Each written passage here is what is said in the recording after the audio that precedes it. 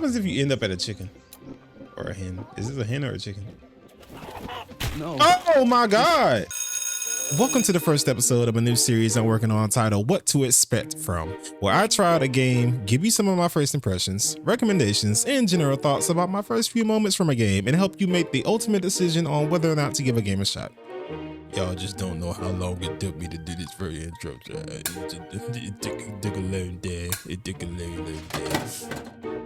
Today's entry is about Egging On, released on November 6, 2025 for Xbox Series, PS5, and PC, and currently available on Game Pass. Egging On was born to answer one question and one question only. How high can the egg go? I'm looking at you, Humpty. An egg outside the hen house.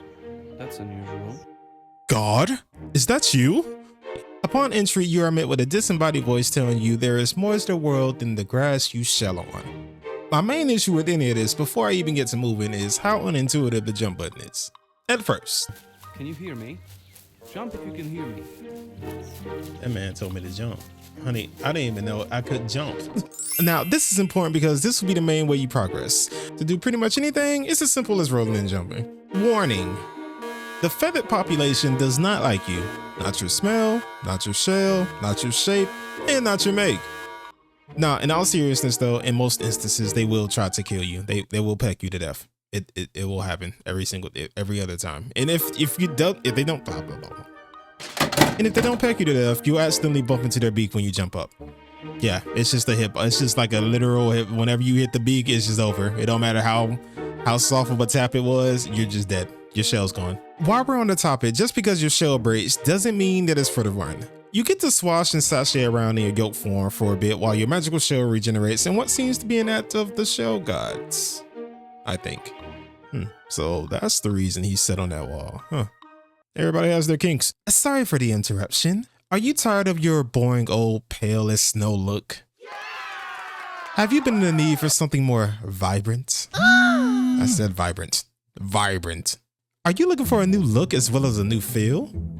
Well, look no further. And what can only be described as another act of the yolk gods, you can change the shell you were born in. Want to look like a purple singing dinosaur pooped you out? Well, you can. Would you like to jump as high as a certain blue and red plumber with a dashing mustache? Well, you can. Mustache not included.